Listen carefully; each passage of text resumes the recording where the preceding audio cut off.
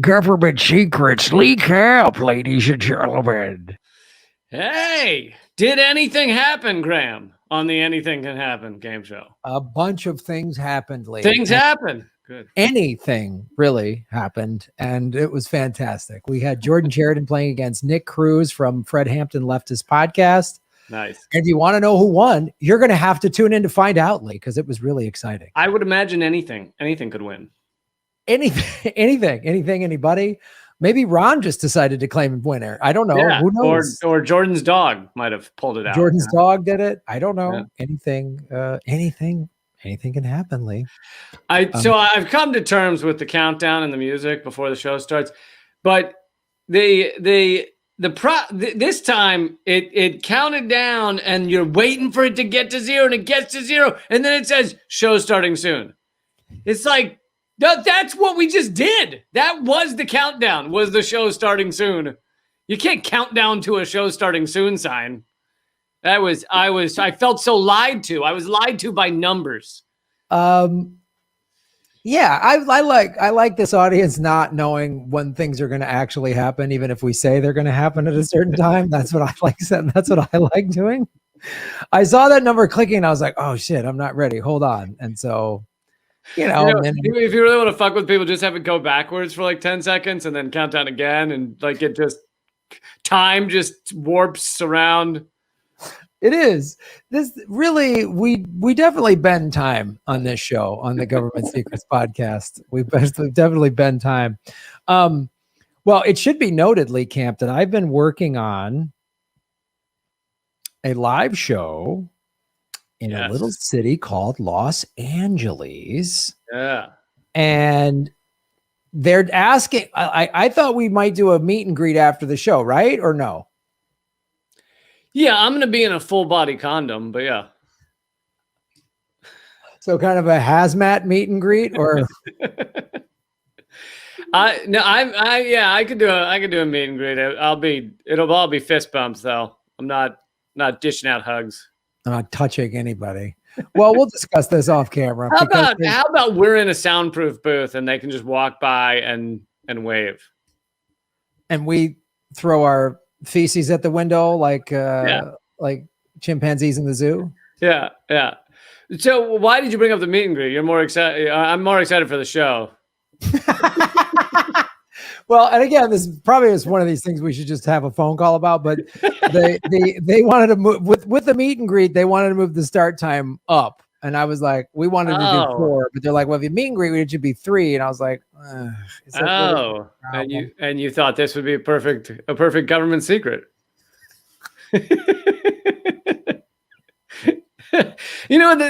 figured out this is Graham's multitasking. It was like, I can do the show and I can figure out all these logistics. Yeah, why do we got to do a separate call for where can't we just iron it all out? Like, we could exchange recipes, or where's a good place to get your toaster oven cleaned, or whatever. I wanted to ask you about a rash on my upper thigh. We can do that now. Hey guys, support the show by sending Lee some rash cream, and we're gonna have Government Secrets rash cream. I think that's gonna be one of our. There you go. There's the merch right there. Yeah, it goes right with the some of the because we're rational. It'll say that on the side of the can. Oh, I'm out. I can't. No, you don't want to. No. I think that would sound like crazy. It would. I just wouldn't want to be a part of it. I just couldn't. Welcome to my world since we started the show.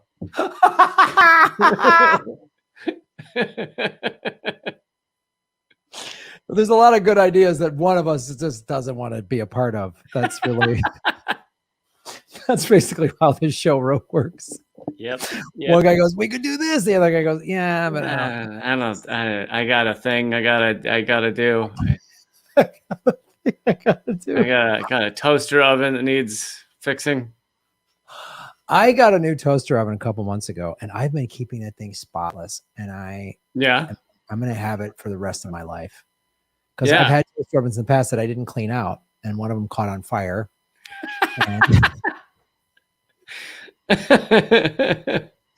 So that'll happen if you have like full bagel halves in the bottom of the toaster oven, it will eventually flame up. Yeah. I don't know. I would put old newspaper down there, and apparently that you shouldn't do that. So that caused the problem. I mixed up the toaster and the parakeet cage, and I put the paper and But cooked parakeet actually doesn't taste that bad. It's delicious. It's delicious. Yeah. Just have a parakeet on a spit. It's really good. And then you're calling the toaster oven helpline. You're like, I don't understand how I put the parakeet in and it did not turn out well. Yeah, what happened? And then I put paper underneath, and they're like, you put paper by the heating elements? Yeah. They're like, that's how fires start. I'm like, oh, got it. Thank God you were here. Oh, I'm so glad I got to call Sri Lanka to find this out. I really hope that all the people answering dumb American calls in Sri Lanka get together at night and exchange stories and just laugh and laugh and laugh.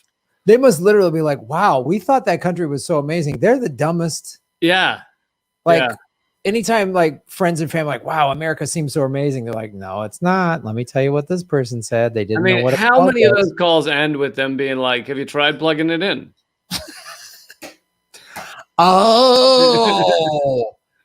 Oh, so yeah, you're going to need to take it out of the box first. You can't just put a post. My new TV isn't showing nothing. It's just brown. It's just dim brown nothingness. I want to watch Sports Center, and this dumb brown thing is just, have you taken it out of the box?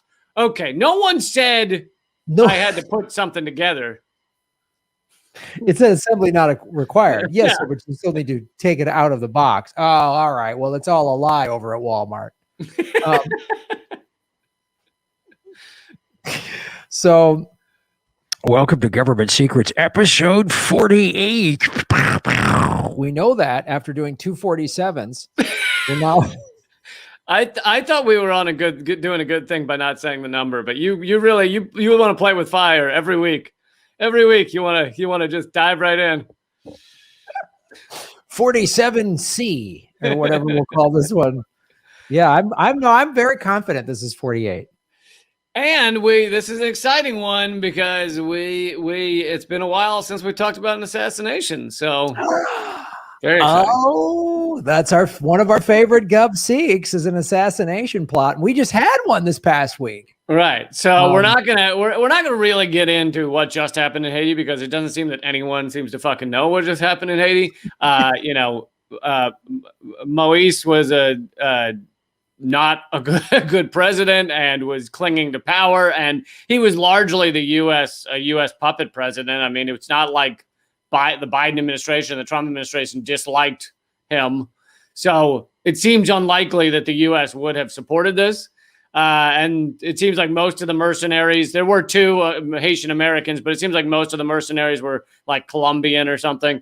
So who knows what'll come out, what'll be revealed. And, for those who don't know, the president of Haiti was shot in his bedroom by like 26 people. Mercenaries came in vans and shot him and his wife. His wife has survived so far, her wounds. But I figured the good government secret on this topic would be some of the past events in Haiti, specifically their a little bit of their origin story, and then also the U.S. not just U.S. backed, but basically U.S. perpetrated coup against Jean-Bertrand Aristide in 2004. So, oh, great. Let's lick my fingers. Get into this.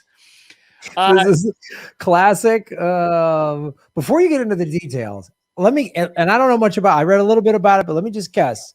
There was a guy that was trying to make his country better and help his people, and the CIA and the U.S. government came in and got him out of there. Am I close? That's about it. Yeah. How did I know that? Yeah. How did I know that? Pretty much it. And wasn't doing everything the U.S. wanted. I haven't studied Aristide enough to know like whether he was this like amazing leader or anything, but he wasn't enough in bed with our oligarchy. And so, that means he needs to be taken out. Yep. If you don't take the rings off when you give the oligarchy a hand job, they'll put one between the eyes. That's what they'll do. Let's see. I'm just checking what we got here in the slides department. Government secret slide department. This is me stalling while Lee Camp tries to find something to put on screen. Episode 48. Well, The actually, toaster oven. We're going to wait to put something on screen for the moment.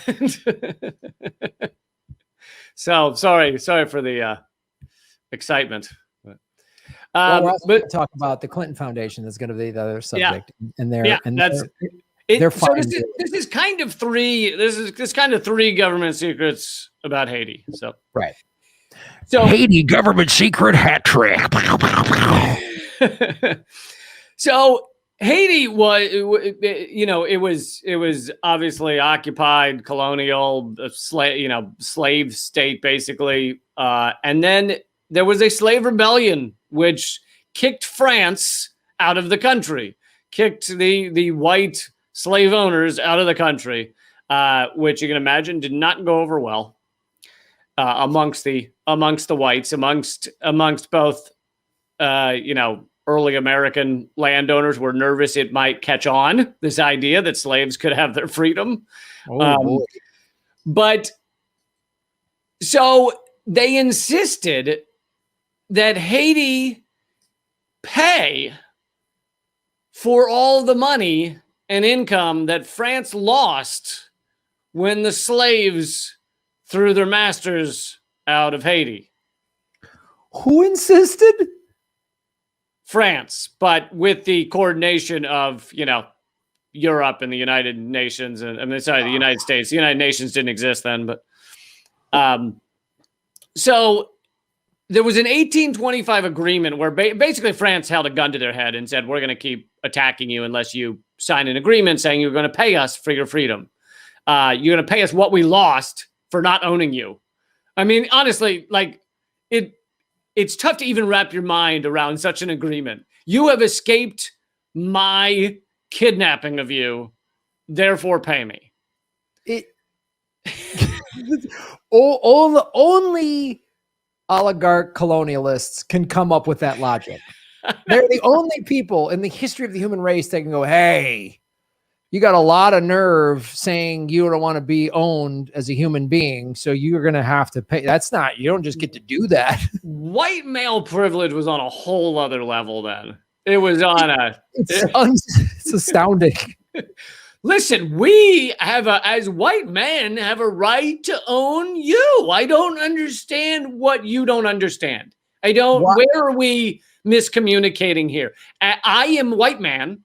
And you are my property. So what are we missing? It's just something. It's just a misunderstanding. There's something we're missing between us. I don't know where you have the audacity to think that land you were born on is yours. We're just going to come in and take it, and then make you slaves to work your land, but we get all the profits. And I don't. And you're copping an attitude with me. I'm just beside myself. So you need to write us a check. See, I hear your argument that you were born here, or that we enslaved you and brought you here, and that you deserve this land. I hear that, but then I always come back to, and I feel like you're not hearing this point from me. I always come back to my skin color. Have you seen it? Because I don't know if you seen it, really taken it in. Yeah, because that's what I feel like we're missing here in this discussion. Yeah, and I'm evil. So I get to just take shit. So I think we need to write up a document. That's the other thing. They always have and then. No, there's always some document, but you notice with the documents that give white people something, they stick it to the letter for hundreds of years. They're like, yes, look at this. Whereas when it's when it's a document that gave the indigenous their land or a area of the United States, they didn't give a shit. They used it as toilet paper the moment they left the room. It is this insane psychosis that I'm going to literally put a gun to your head. We did this when we talked about the bayonet constitution in Hawaii, and a dozen other episodes we've done where they put a gun to someone's head, force them to write this document that's bullshit, that's illegal. And then they go, this is the law. And then they don't uphold these other ones. Like, what is the psychosis like of that? Of why do you need?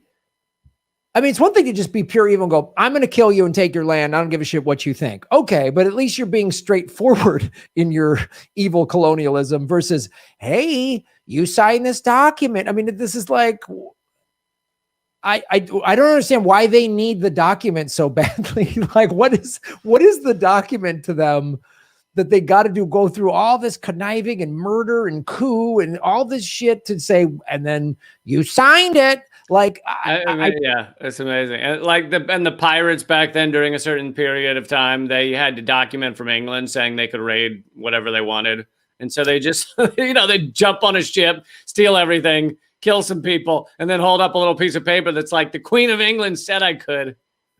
So why didn't somebody just write, oh, here, fuck you, here's my document, we're just going to start murdering you. We got a piece of, like, why can't anyone just write up a piece of paper saying, oh, we've got this signed, it's done, and just go the other way? Because it wasn't signed by the individual that has God's blood pulsing through them, the monarchy.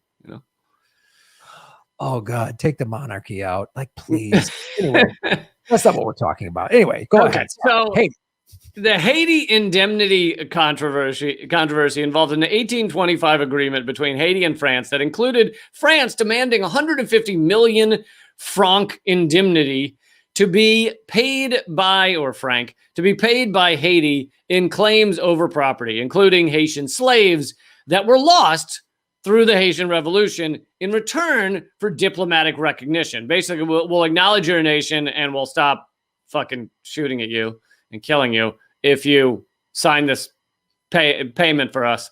The payment was later reduced to 90 million francs in 1838, comparable to $21 billion in 2004. French warships in 1825, 21 years after Haiti's declaration of independence in 1804. Sorry, I missed a sentence. France's demand of payments in exchange for recognizing Haiti's independence was delivered to the country by several French warships in 1825, 21 years after Haiti's declaration of independence in 1804. Though France received its last indemnity payment, so they paid it in 1893, the government of the United States funded the acquisition of Haiti's treasury in 1911 in order to receive the interest payments related to the indemnity. So they were still paying interest, and the United States basically acquired it. So it took until, wait for it, 1947, 122 years for Haiti to finally pay off all the associated interest to the, wait for it, National City Bank of New York, wait for it, now Citibank. They paid off the entity that became Citibank for getting free from their French captors. For 100 and some years. Yeah, 122 years. That is the biggest long con I think I've ever heard of in my life. And let us all take a moment to see the hilarious irony, too, that while Citibank was making a profit off of this scam of Haitian freedom that the French did, they somehow, American banks, weaseled their way into France and Haiti's corrupt deal to make hey, let me help you out here. And we'll help you pay that interest, and you'll just pay it back to us. We'll have interest on the interest. We'll put some interest on the interest, and then you'll owe interest in our interest on the interest. And so you'll be paying that for another 170 years. Which is compounded daily. That's the same bank that then picked Obama's cabinet. Like, that is amazing to me. Yeah, still going. Oh God. I mean, and this is one of the, this country is built on the backs of slaves, of indigenous that were massacred. I thought you were going to say hardworking Americans. Of all those things, but this is kind of the most direct, you can actually see, no, they were paying to no longer be slaves. They had to pay France and the United States. Lee, I'm going to come steal your land, your property, make you work for me, okay, and treat you like a slave because you're less than human. And then when you finally get your freedom, you're going to pay me interest, and your great grandchildren are going to be paying me this interest. I mean, it's unbelievable. And could you imagine if the skin color roles were reversed? Oh, If a white guy were kidnapped, it'd be like Elizabeth Smart when we found out where she was and freed her, owing that maniac money for the next 50 years. yeah. Like, well, we found Elizabeth. She's free now, but of course she has to pay that guy because he's lost a lot of a lot of worth. He's lost because she got away. Hey, that guy's out money too. Yeah. You know what I mean? The people that abducted the Lindbergh baby, they're out money too. I mean, they put money out there. You know what I mean? Like everyone's going out of pocket a little bit here. So we need to, the Lindbergh family is going to be paying interest until the year, 2060? Would that happen? Yeah. No, the baby is going to pay it. So that's unbelievable. So that's a little secret that our government doesn't really like to talk about. That's number one. So, they don't talk about this. Yeah, you also like our mainstream media has covered the Moise assassination a lot. Like it was on CNN and everything. And I didn't watch really how they covered it, but I can guarantee you they weren't talking about this. I guarantee you. They weren't talking much about if at all, about the fucking U.S. coup of Aristide that I'm about to get into. Like all of the background that it's left out in our mainstream media is just unbelievable. Yeah, it's weird. You didn't think Vice President Kamala Harris would be talking about all this crime. And basically what should be happening is the French government should be giving the Haitian people billions of dollars. They should come in. French companies should build their infrastructure and not own a thing. Yep. We're going to build it. We don't own anything. This is all for the Haitian people. We're going to put up billboards that say, sorry, we owned you. Sorry, we stole you and made you our property. And made you pay interest for 140 years. Like it should be like literally the French government and every French corporation that is every French citizen should be goddamn spending their money, giving the Haitians billion and Haiti within a matter of years could be lifted out of poverty. Everyone's got a job. They've got an amazing infrastructure in schools and everything. And this is a small token for the 150 years of screwing you over socially, slavery, stealing your land, and financially is what should be happening, but that's not happening. Yeah, I say that sounds about right. I don't really see it like happening like this week, but maybe next week. But just give us. I mean, we gotta win the midterms, and then. Then we're gonna make it right. We're gonna make it all right. We got to win 2024, but after that, then we're gonna really the 26th midterm. But then after that, but then the Supreme Court. So yeah, hold off. Listen, just hold off for the next 150 years because of the Supreme Court, and then we're gonna do it. We're gonna give you education and healthcare. Oh God. Oh, all right. So that's the French can suck it section of this government secret, right? Yes, let's get into the America can suck it. America can suck it. America can suck it. So I'm not there's a lot with Haiti's history, obviously, but I'm just going to get into the kind of this one particular coup against Aristide. So for those thinking, well, you missed A, B, and C. Yes, I'm aware of that. We're going to just focus on one, but so. Haiti was, since its freedom, quote unquote, it was still kind of owned by rulers and Western interests and like colonial interests and stuff in many ways, or pressured, or, there was the first time there was some form of democracy in Haiti was 1990, or at least democracy that they actually had some control over. So Aristide wins in 1990, the Haitian general election, with 67% of the vote. As a priest, he taught liberation theology, and as a president, he attempted to normalize Afro-Creole culture, which was their kind of native culture, rather than the colonial bullshit. Aristide was only briefly president, though, in 1990. He held on to it until a September 1991 military coup. The coup regime, however, collapsed, and Aristide became president again in 1994 till 1996, and then again from 2001 to 2004.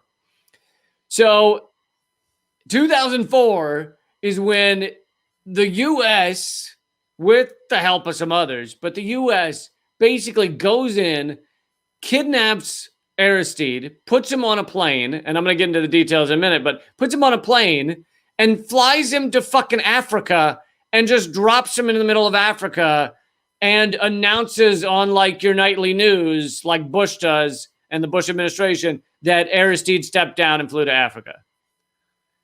Like, it's fucking unbelievable. And even where you have people mention this, they'll say like, oh, a coup happened in 2004. And, you know, or U.S., maybe they'll say, if they're really pushing it, they'll say U.S.-backed coup. It's like, this was some, like, U.S. fucking going in and fucking grabbing him and putting him on a plane. Like, it's fucking amazing. So this was back, this is 2004, so this is back when Democracy Now! Was doing a much better job and, you know, was not going full Russiagate or whatever. And so... They did a great job on this. They're one of the only sources that did. You know, this is earlier internet, so there weren't as many independent journalists as well. So it's, you know, thank goodness that they were doing it at least. But so this is from the Democracy Now! Article. Oh, actually, we do have a slide or two if you want to share. Okay, yeah. Somebody said it wasn't a coup, it was a freedom flight. Exactly. All right, okay, so you can show that one. That's Aristide. I don't think he's sig heiling. I think he was waving. Yeah, that's just a wave.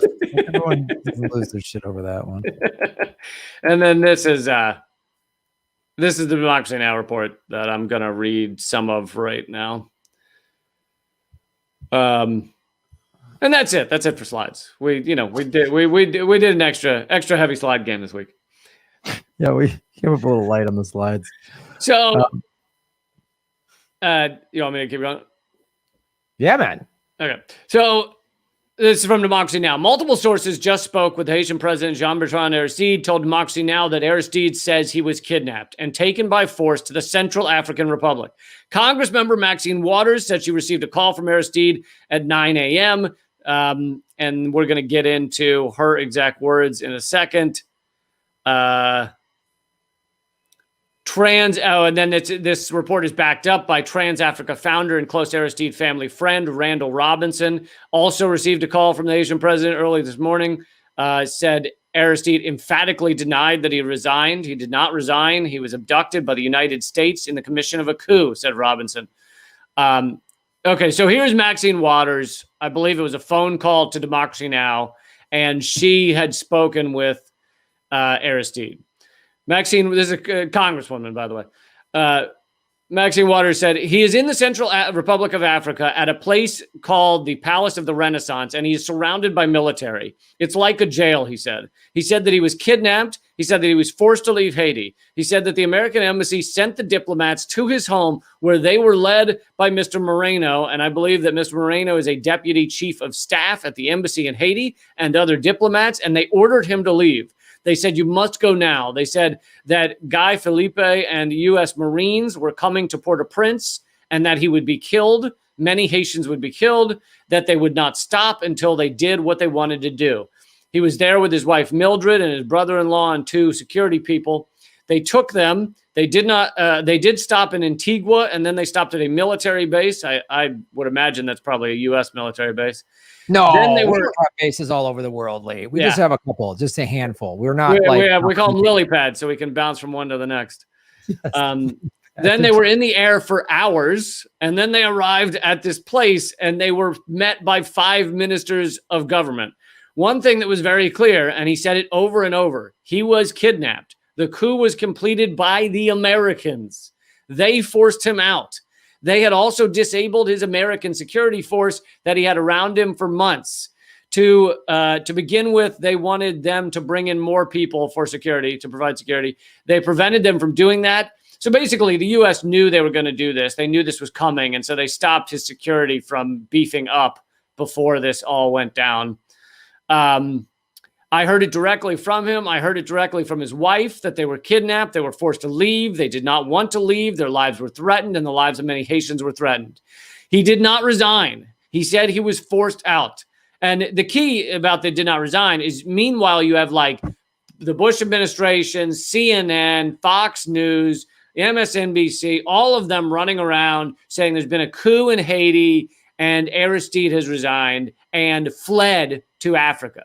And that is a massive difference. I mean, there is a massive difference between what the mainstream media was telling people and what actually happened. And the reason that's a difference is because if there was a coup and he fled and he resigned, then that means case closed on Aristide. Let's put in a new government. Let's put in a new powerful person to run the country. But if he was kidnapped and fucking taken out of the country and did not resign, then he is still the rightful president, whether he's in Africa or not. And so that's the lie that like CNN and our mainstream media were running around with, just believing the fucking State Department so that they could lay the propaganda groundwork to put in different leadership. And go ahead. This is like how our government and media is any different than like the mob. That's just like, hey, a guy fell down a flight of stairs. I don't know what to tell you. He can't be leader anymore. You know what I mean? Hey, he tripped and fell onto a military plane, and it ended up in Africa. Guys get mixed up on planes all the time. I get lost. I got lost on the expressway the other day. Guys get lost. They go to Africa instead of Haiti. They don't know where they're at. I mean, they get mixed up. The guy wanted a vacation. What can I tell you? He wanted a vacation, and he happened to sign a paper saying he resigned. I don't know. Listen, some people do that. Some people wanted just some time in the sun, you know?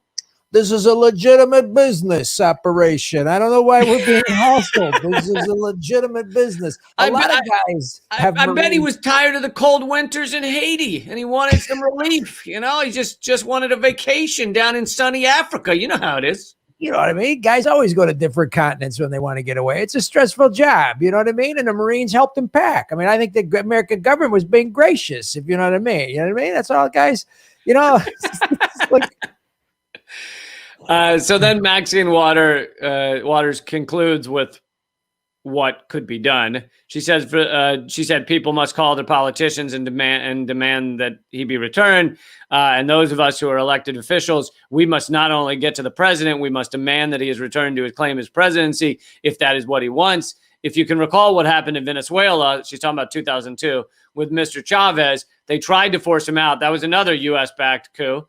They tried to force him out, and they had someone step into the presidency, and Chavez had not resigned his presidency, and he got it back. Basically, the people of Venezuela and most of the military, or maybe all the military, the vast majority of the military, said, fuck no, we're not letting you put someone else in place. Chavez is still the leader. And so Chavez just took his presidency back. Because that's the thing, is like you can fly someone to Africa, but you got to get the country to believe that the guy is done being ruler. Or you in the case of, Moise, you got to kill him.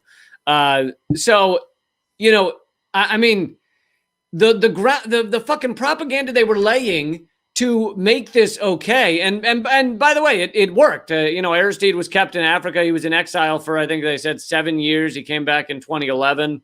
But to show you the propaganda, which continues to this day, here is the Wikipedia version of just a couple sentences of the 2004 coup. He was ousted in a 2004 coup d'etat after right-wing ex-army paramilitaries invaded the country from across the Dominican border. So in that first sentence, not the United States.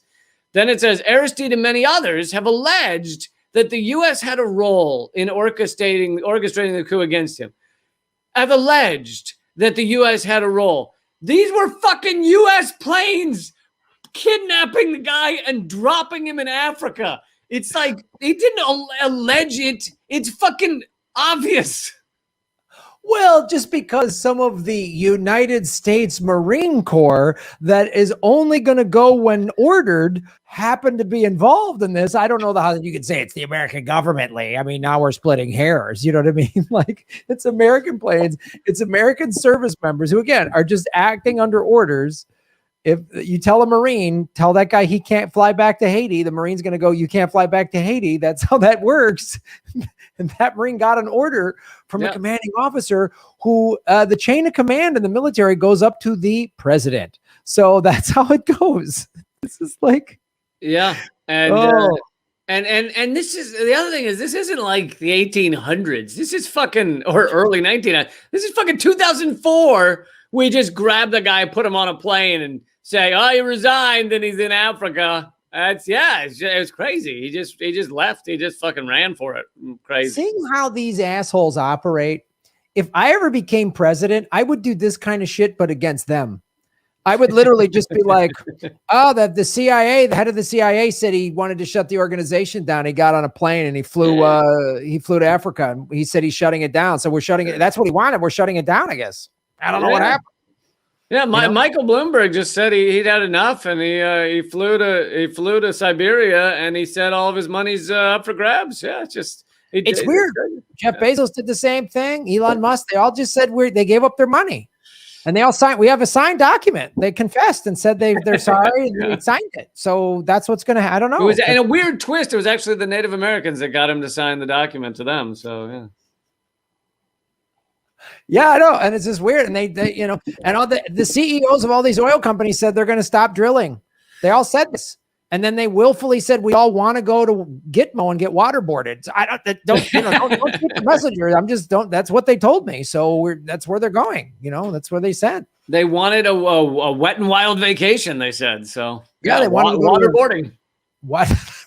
They said like a water park in Guantanamo. So who am I to say no? I mean, they run their own companies. It's a free country. That's how I would be like, I'm not playing fair with these assholes. I'm going to do their bullshit, but only against those in power.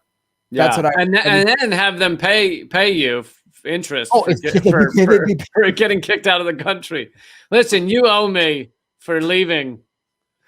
I know you voluntarily got on a plane and flew to Siberia, but those planes have gas and there's insurance and the pilots have overtime. So you're going to have to pay that. And the gas was $1,000 and it's been a week. So plus interest, that's $27 billion. That's most of what you got. Yeah. It needs to be paid up front. And then it's $27 billion for the rest for that. So you guys signed the document. I don't know what to tell you, but yeah. And so part of the reason that the U.S. would even be willing to do something so brash is because they view it like they own these countries. They really do. Mm-hmm. They view it like, yeah, Haiti's a little surly, but we still own it. And they own the media. This is the thing this is the thing the ruling elites really realized in the 70s, when the last sort of era of like free media, right? They said, we just got to own the media and let's just own everything. And when we own everything, then we can control the message. And that's what's happened. Yeah. Since the 80s, the media got corporate. So, I mean, and we've talked about this before, even Hollywood. So there's not even movies being made like 3 Days of the Condor, or All the President's Men, or anything like that. Those are all movies made in the 70s, or The Deer Hunter. Yeah. And there's other countries like this as well. Britain is really owned by, their media is owned by like 4 fucking oligarchs that control. And even Hugh Grant said this on an interview recently, that they control who gets to be prime minister. And they proved it with Corbyn. He was popular, so they said he was an anti-Semite, and they published article after article after article for a fucking year and a half. And it crushed him. Same thing in Australia. I mean, Rupert Murdoch owns all their media. So they get this idiot Scott Morrison down there. So that's what they all do that. They all realize the ruling elite said, let's just control the media, and we control the message, and they control the entertainment media. They control all of this. So there's no movie being made about this, what happened to Aristot in 2004, showing how corrupt our government. There's no documentary coming out that's going to get Oscar nominations and be really big on Netflix. That's never going to happen. There might be a documentary out there, but it's going to be buried, and maybe you can see it on Net or on YouTube before they figure out how to pull it down. Yeah, they'll do it like the HBO movie of Fred Hampton, which I have a lot of qualms with, but the fact that they even made that movie, it's like, well, we'll wait until, 40, 50 years after we've assassinated him or something. And then we'll let a movie slip through that's kind of positive. Yeah. And we'll just be like, yay, diversity. And then we won't make another movie like that again. And nor will we let a guy like that actually exist today. So, it's that's what they've done. They'd be like, this is how they can get away with it. This is how they brazenly do this. Not in the 1920s, in 2004. Just basically today, the modern era. They just put people on planes and fly them away and go, oh, this guy, like, look what they fucking did with Juan Guaido. I mean, literally, we all had to swallow that. Juan Guaido just stands up and goes, I'm the new president. Yeah. It actually has a lot of similarity. They just didn't kidnap Maduro. Similar with Aristide, they just announced, oh, this other guy, he's the president. So, Venezuela, they just announced that. And then they gave over like the fucking Venezuelan embassy and shit. Like, I was there during that. And it's like, no, literally nothing has changed in Venezuela. You've just announced somebody who never received a vote for president. Not a single vote. He couldn't even vote for himself for president. Not a single vote for, you just announced he was president. It's fucking bizarre. That ridiculous shit at the State of the Union speech where, and again, now they're sophisticated enough. They know how to use social media. So what was going around viral on social media was Nancy Pelosi ripping up. And that was the big, that's her fighting. But the media didn't show where Nancy stood with Trump and everybody, Republican and Democrat alike, clapped for Juan Guaido. Yep. No, the media didn't go, wow, this is bullshit. That guy's a CIA puppet.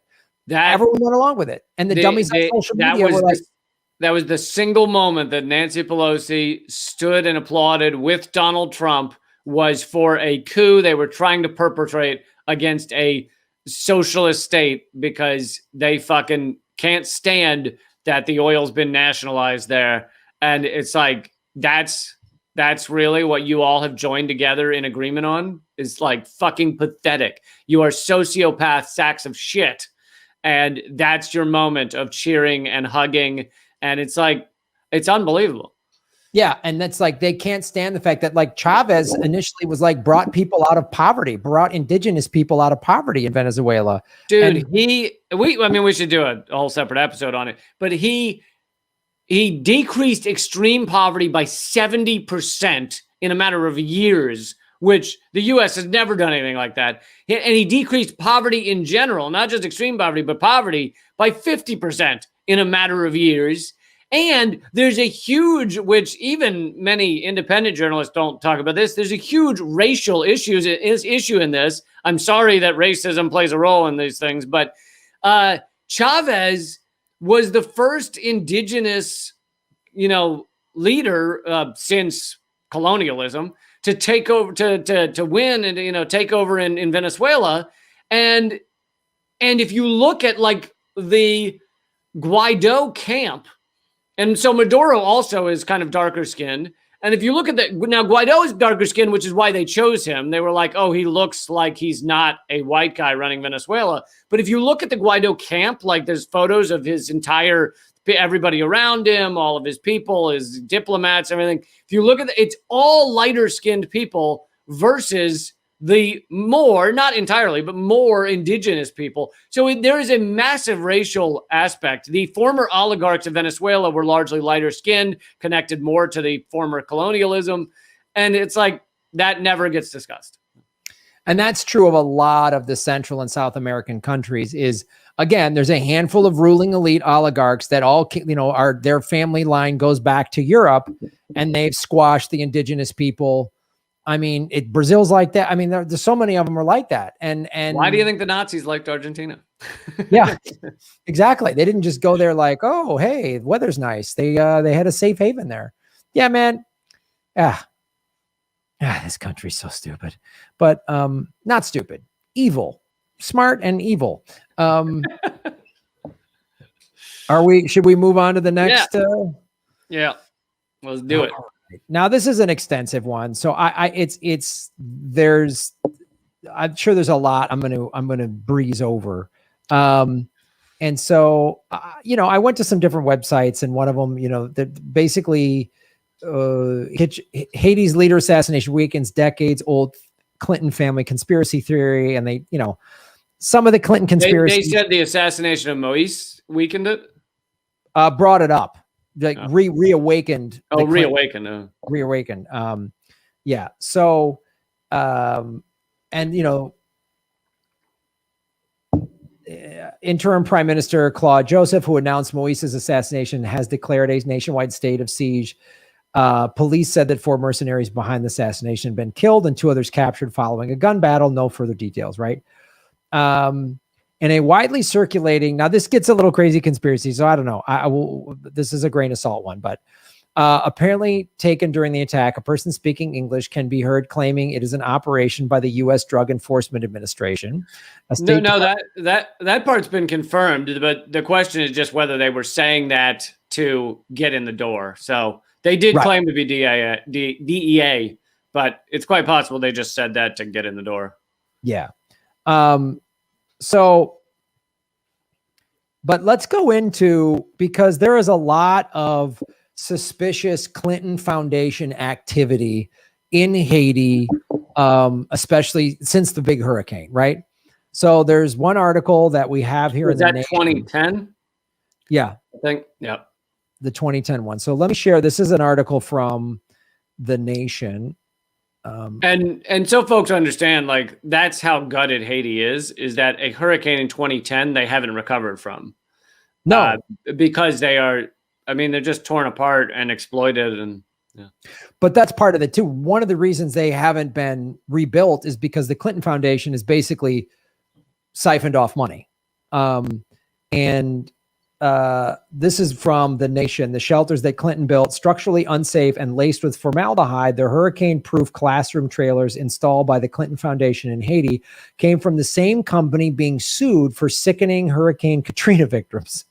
Laced with formaldehyde. I could see like the Clinton Foundation people being like, well, we'll just embalm the Haitians now and then we don't have to deal with them. Yeah. The project was announced in January 2010 by Clinton and his foundation first contribution to the Interim Haiti Recovery Commission, which the former president co-chairs. The foundation described the project as hurricane-proof emergency shelters that can also serve as schools to ensure the safety of vulnerable populations in high-risk areas during the hurricane season. However, The Nation reporters visited the hurricane-proof shelters in June. This is June of 2010 or 2011, I think. 6 to 8 months after they'd been installed, we found them to consist of 20 imported prefab trailers beset by a host of problems, from mold to sweltering heat to shoddy construction. Most disturbing, they were manufactured by the same company, Clayton Homes, that is being sued in the United States for providing the FEMA with formaldehyde-laced trailers. And something else people should understand is, like, it'd be one thing if someone tried to help Haiti, they couldn't get enough money, so they ended up making shoddy shelters. I mean, it still wouldn't be good, but this is a foundation that goes around the world raising billions of dollars, whatever, hundreds of millions. So they have loads of money. It's not like they couldn't make legit shelters if they wanted to.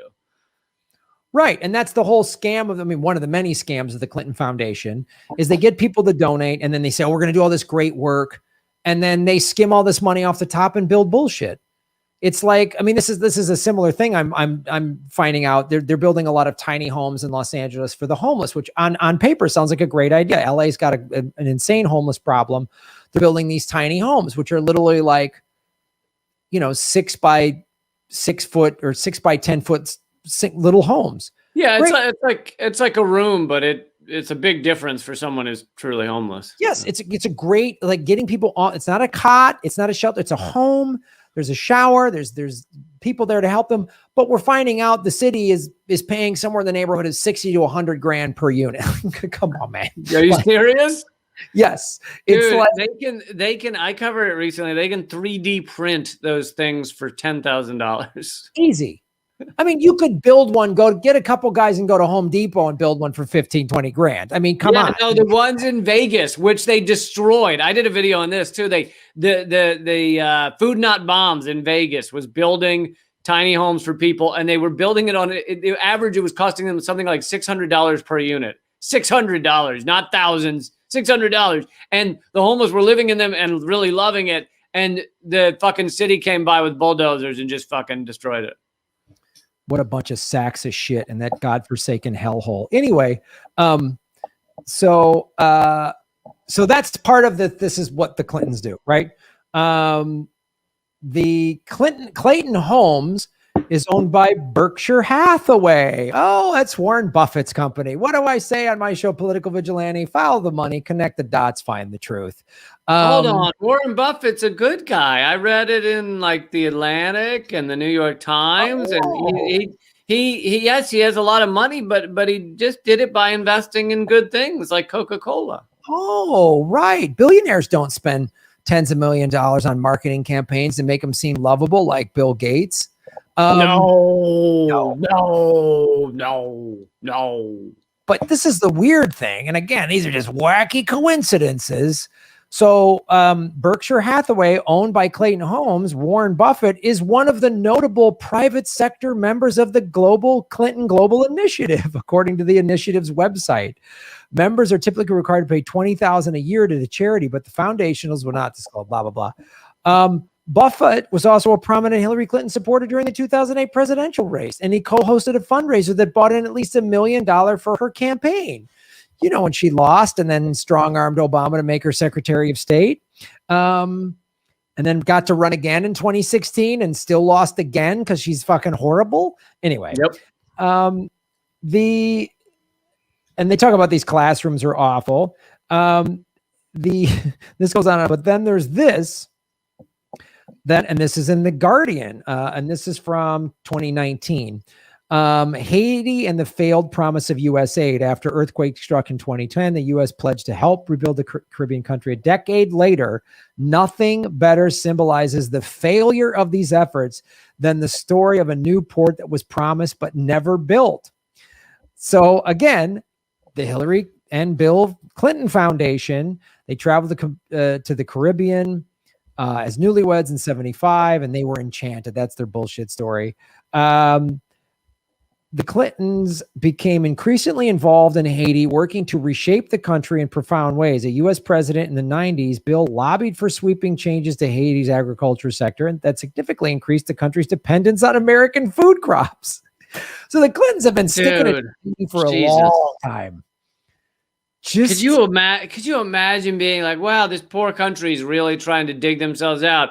Let's make them reliant on fucking American bullshit crops so that they have no choice but to be basically, enslaved to us in a different way, than before, but still enslaved. And we should note, based on your segment, that while the Clintons are sticking it to them in the 90s, they're still paying interest on that fucking slave deal from 120 years ago or whatever at that point, right? Or they just paid that off 5 years ago. Yeah, they paid it off in 1947, I think. Oh, okay, good. So they had a couple decades of not. They got a few decades reprieve. And then here comes Billy Boy and Hillary just jamming it right up there. In 1994, 3 years after a military coup in Haiti, Bill ordered a U.S. invasion that overthrew the junta and restored the country's democratically elected. Now, granted, this is The Guardian, so it is infused with corporate bullshit. 15 years later, Bill was appointed United Nations special. Sometimes it depends on what year of The Guardian it was. The Guardian was kind of captured like 5 years ago or something. Yeah, this is 2019. So they've now been indoctrinated. By 2010, the Clintons were two of Haiti's largest benefactors. Their personal philanthropic fund, the Clinton Foundation, had 34 projects in the country and focused on things like creating jobs. 34 projects and billions of dollars just in your foundation, and Haiti is still a train wreck. Right. Clintons became two of their leading proponents of particular approach to improving Haiti's fortunes, one that relies on making the country an attractive place for multinational companies to do business. That Haitians, right? You know that's Dude. right up there with deregulation and bipartisan deal. Like those words all just sound like a huge. That's the vulture shit. Greg Palast covered it great in the book Vulture's Picnic. It wasn't about Haiti, but it was about, I think, Puerto Rico and some other countries. But they just encircle, they'll buy up, they circle like vultures, and they'll buy up debt of poor countries and then fucking rake them over the coals to, they'll be like, yeah, this $5 million debt we bought is now worth 20 million because of interest, so pay us 20 million. So these countries end up paying most of their resources to like a vulture capitalist fund. Like fucking, it's insane. Well, it's weird that you would mention that, because the Clintons have done this by combining foreign aid with diplomacy, attracting foreign financing to build factories, roads, and other infrastructure that, in many cases, Haitian taxpayers must repay. And another, honestly, if people read one book to figure out some of this shit, it's Confessions of an Economic Hitman. And this is like, it sounds like the Clinton Foundation is basically doing what the IMF and the World Bank have done for years, which is you offer to build these things in these countries, but they end up owing you so much money that they're under your thumb. You can get them to do what you want. They owe you interest for years. You never let them out. Like that's what this is. Yeah. This is another thing. They got $4.4 billion from Congress in international UN and U.S. aid. But I'd love to see the details though about what that was. Well, the U.S. Congress never just gives aid without there being crazy strings attached. Listen to this. At every stage of Haiti's reconstruction, fundraising, oversight, and allocation, a Clinton was now involved. No greater embodiment of the neoliberal approach to aid in Haiti than the U.S. largest post-earthquake project, 300 million, 600-acre industrial park called Caracol on the country's northern coast. To make the park more attractive, the U.S. also agreed to finance a power plant and a new port through which firms operating at Caracol could ship in materials such as cotton and ship out finished products, including t-shirts and jeans. So slave labor just is great. They've set up a cheap labor outfit. Right. This is the part of it that I remember. And they kept the wages at some tiny amount of money. Of course. And they're telling everybody, oh, donate to the Clinton Foundation because we're helping jobs and bring people out of poverty in Haiti, which they're not. They are not. So Haiti has failed. Donate to the Clinton Foundation. We have slave labor camps around the globe. We're helping people. We're helping people with wonderful slave labor careers. You thought it was just a gig job, but you can be a slave laborer your whole life. And you get to pay taxes on money we've taken and used and stolen from your country. It's amazing how we're sticking it to you every way, every possible way we can. The economist Paul Collier said that Haiti has failed. And by building critical assets such as ports, they argue the U.S. and its allies could help Haiti attract private foreign investment and create stable jobs and needed to prosper. Bullshit. 10 years later, but here's the thing. Let me just say, even if that were true, the phrasing of attract foreign investment sounds very positive to our social engineering brains, but attract foreign investment is a bad fucking thing. I mean, yes, it can prop up some people. Some people will get some money from it, but we live in a fucking capitalist system that is burning the world to the ground and destroying most people's lives, and yet they have these terminologies, these euphemisms that make it sound like a good thing. Attract foreign investment. Hey, foreigners will want to buy up your country and your labor, which is your life, right? That's your time of your life.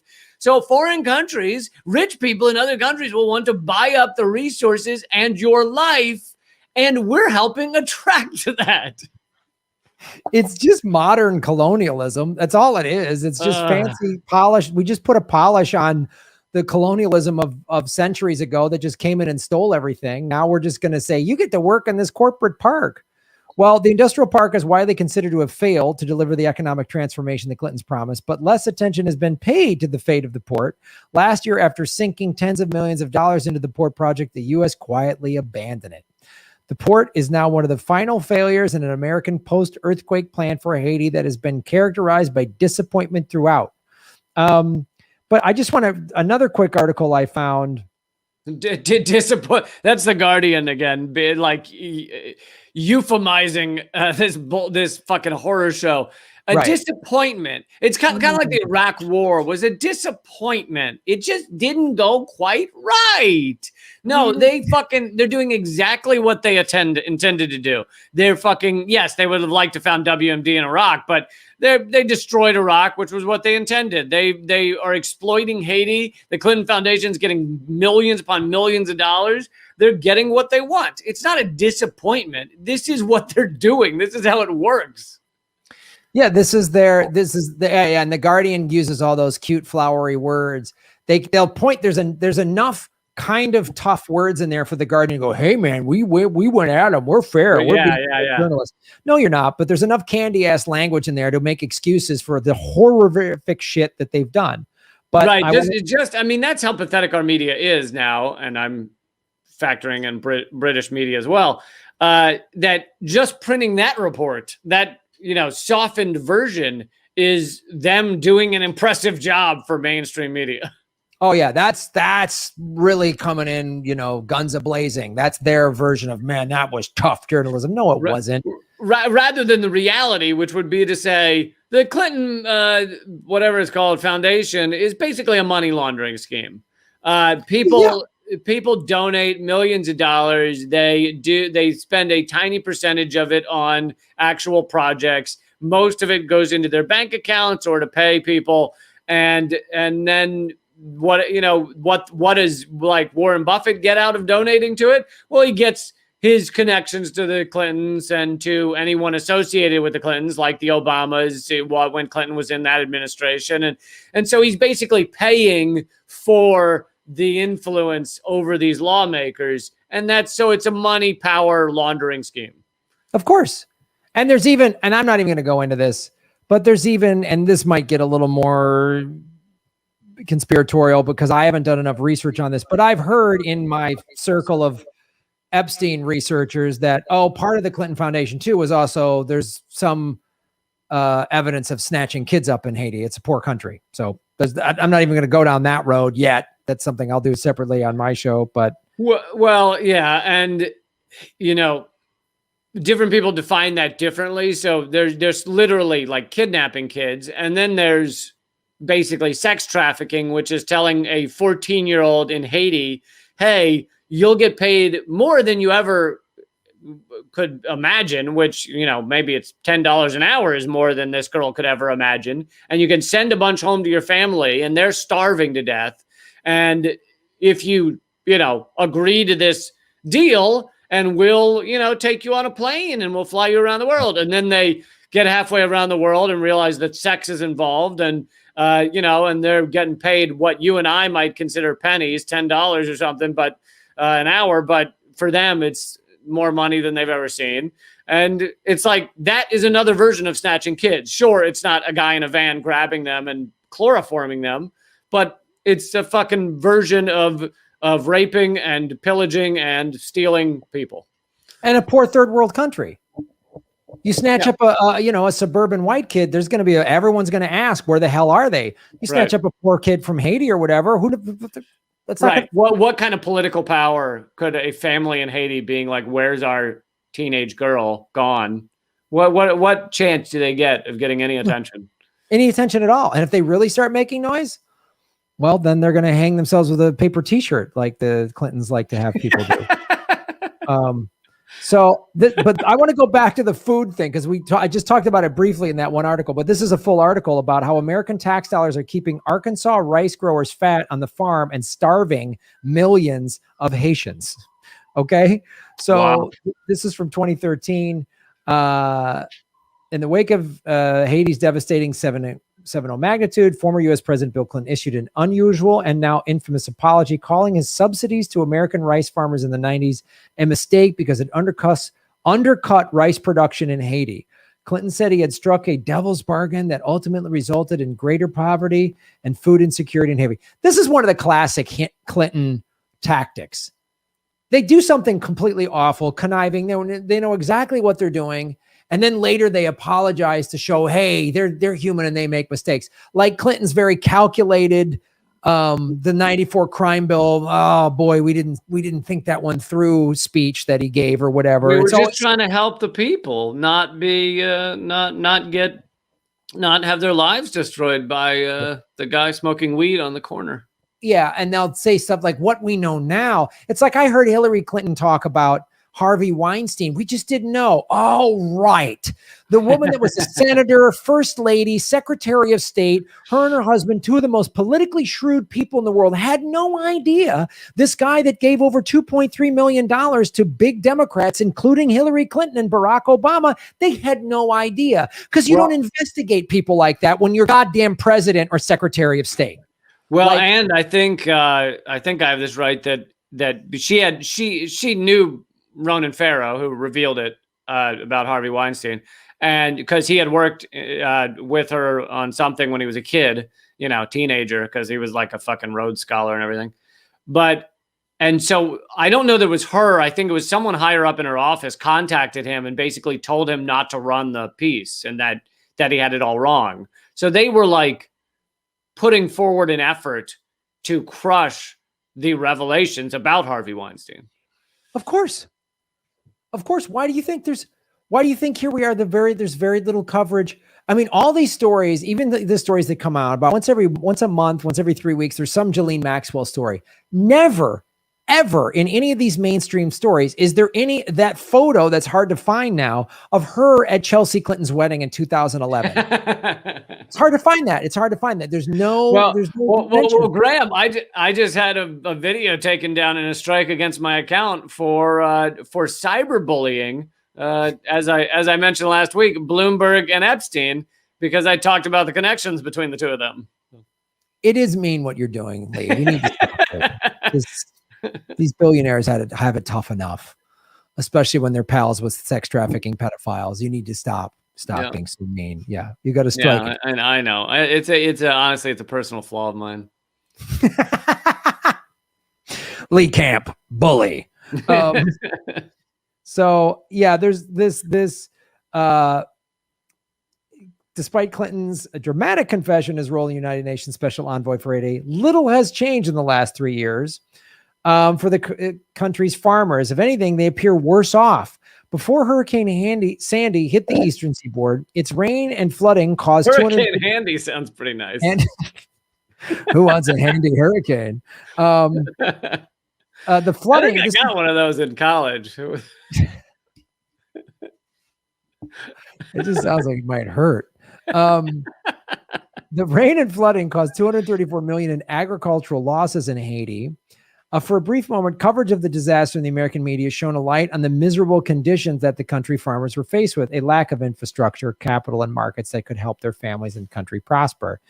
Meanwhile, for the last year, a piece of U.S. legislation that could have arguably changed the playing field for Haiti's farmers has been stalled. In Washington, D.C., a new $500 billion 5-year farm bill that might have cut subsidies to American rice farmers was never passed. And of course, this is under the Obama administration. It's just, and it's acting like Haiti is ours. Like it's right. It's our country. I mean, we get to determine. We get to determine Haiti's fate. Why? Explain to me how the United States government gets to dictate what Haitian rice farmers make. How is that? We're all the free market. Well, then let the rice farmers make whatever, sell their rice and. Graham, you don't sound like you're factoring in the color of our skin. Okay, right. That's right. So I think you forgot for a moment. Right, we're the master race. That's why we just run around and commit evil horrors. So yeah, that's just more evidence of how awful the Clinton Foundation. And I know this. we could do another full hour or 2 hours on all even more details of the Clinton Foundation, just specifically to Haiti. Like there's way more. Like this is a huge, like there's just, they gave resort money. They said, we're going to build homes. They built some hotel that's it's just on and on with that. You know, one of my favorite things that I covered years ago, but it connects the Clintons, Biden, and Trump all together in a nice little bow tie, is the Clintons had 4 shell companies in a building in Delaware that also housed some of Trump's shell companies. These are basically like inside the U.S. tax havens. And of course, Delaware is Biden's state. And Biden has helped them maintain all of their fucking shady money games his entire career. And it's basically inside the U.S. tax haven. So you can claim, you know, our companies aren't outside the U.S. They're in Delaware. And literally it's like a building that is like 1 story or 2 stories and it holds 40,000 businesses apparently. It's that type of thing. So the 4 of Clinton's shell companies were in the same building as Trump's shell companies, which shows you these guys they're cut from the same cloth. Like these are the same motherfuckers, you know? They were all friends. Yeah. The goddamn Clintons and Trumps were all friends. Bill Clinton encouraged Donald Trump to run for president. He said, you should run as a Republican. Like this whole like. And then they Pied Pipered him. They Pied Pipered him because they knew we know we can beat him. And then when they lost, because she ran a horrible campaign, it was Putin, Jill Stein, and Bernie. It was Assange's fault, which piece of shit John Cusack is, as of yesterday, is still tweeting. So that John Cusack went to my high school. That Assange got Trump elected. Goddamn, John Cusack is a fucking idiot, dude. God. Well, I mean, and people hold him up as like some kind of left celebrity, and it's like, what kind of piece of shit? Like, this is the type of ignorant thing you would have seen on Twitter from some celebrity like fucking 9 years ago when Assange was, or I guess if it's about Trump, 4 years ago when Trump was elected. But to still be tweeting that shit, it's like you've got something really wrong, some kind of brain parasite that really won't let you fucking move on and educate yourself. He doesn't want to. He's just a spoiled little Hollywood idiot. He started working in movies in high school. Yeah. And he's a spoiled jackass. And so is Jeremy Piven. They both went to my high school. They're both spoiled little assholes. And, you know, who gives a shit what they think? What the fuck was this high school? Is it in LA? It was Evanston Township High School in Chicago. Chicago. Yep. So it's, we've produced some serious bags of shit. But go Wildcats. Yeah. John Cusack is an idiot who doesn't want to educate himself because he just lives in his Hollywood bubble and go on Twitter and still backing Hillary Clinton. Again, he doesn't want to hear any of the awful shit the Clintons have done. They don't want to hear it. They don't want to hear that these neoliberal fuckheads. They don't want to hear anything. And they're just as crazy and delusional as the Trumpers who say Trump never lied. They're just as crazy, and they should be viewed as just as crazy and just as dangerous and just as stupid. And they should be given no safe haven for any way, shape, or form because they're just as dangerous. So fuck them. They're the worst. Yeah. Anyway, that's our government secrets on how America and the Clintons have ruined Haiti. Yeah, we didn't really get into all of it, but we tried to give you a little slice of the pie. A little slice of the pie, indeed.